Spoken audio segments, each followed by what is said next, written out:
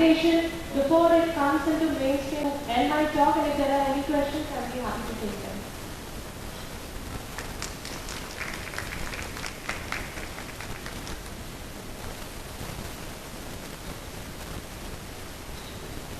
Thank you, Dr. for a very informative session and a very enlightening session, especially for the... As a clinician, I still believe that we still follow any role for screening of cervical cancer or breast cancer, just screening. If it would be done. Patients which are present will be very, very low. So, yet, it has not been used at all for screening of health. Not yet in cancer. For screening of cancer. Not yet.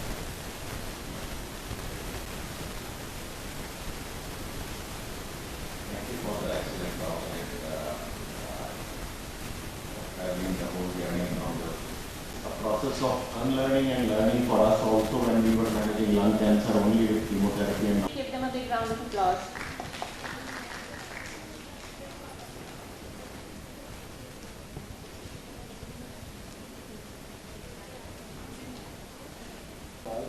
And first of all, my thanks to Dr.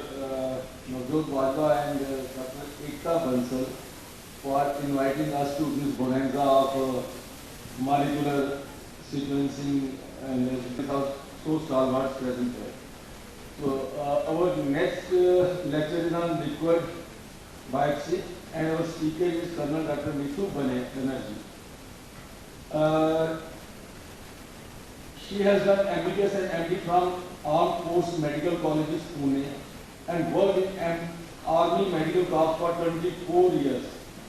That is excellent. And I always green uniform rather than to wear the Banarsi sari. So, madam, hats off to you. They are wonderful lady officers of the Indian Army, and they have decided to travel a road which is less traveled by the other girls. Hormones are basically secreted out by the living cells, and the CTCs also, CTCs more it has been seen by many studies that when you compare, say, cases of CRC and a normal case, there will be more CTCs in CRC as compared to normal. So that's how CTCs have been, used for detection of tumor. And the other thing is that in the early stage of a cancer, when maybe there is micrometastasis, there will be few CTCs, but in the late stage you will start picking up many, many more CTCs. Some people have tried to predict the tumor burden by looking at the number of CTCs, but again it has not been validated widely, and therefore it is still not an index that since the half-life of circulating tumor DNA is just about 2 hours, you have to centrifuge and separate the plasma very fast. So you should separate the plasma should be separated from blood as soon as possible, not definitely more than 48 hours. You don't leave the vacutainer for 3 days. Then you're not going to get any yield.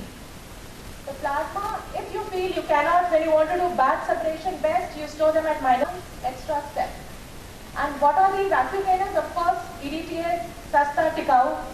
Stretch tubes, very expensive, 600 rupees for one. So maybe usually not encouraged because the yield is less, and we all know that heparin is a PCR inhibitor. So therefore heparin should not be used. What you have is EDTA and stretch tubes. Now let us look at you have plasma, oblique serum. Now in our lab we were doing in parallel plasma and serum, but you could use urine.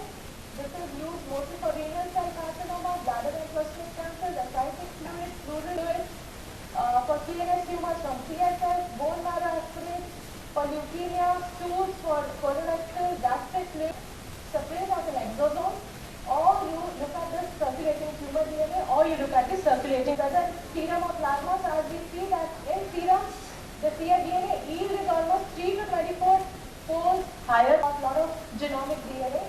So during the process of clotting, it releases a lot of nucleic acids when the platelet which is present. So there is contamination from the WBCs, and it increases as the time between sample collection and serum separation. The extra step being 16,000 G for 10 minutes. Now, when the ctDNA is shed, you can see from this graph that a lot of tumors have different behaviors. So classically bladder, colorectal, thyroid and glioma. So they do not give much ctDNA, so therefore liquid biopsy will not be too well as tumor DNA.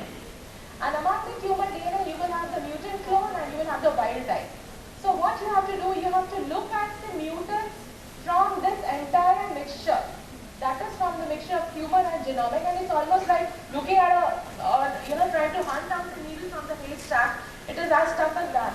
And therefore, your techniques which pick up the polymorphism should be very, very sensitive, even to pick it up from very minute quantities. So you do ctDNA, you extract it, and then you do downstream applications, which could be ddPCR, it could be NGS, it could be just RT-PCR. And the ctDNA has a length of somewhere around 160 to 170 base pairs. And as discussed earlier, a short half-life of 2 hours. It includes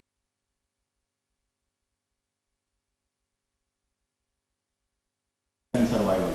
Somebody who does not have any targetable mutation, the survival will be somewhere around 12 to 14 months with conventional chemo. But if somebody has a mutation which is detected either by tissue or by liquid biopsy,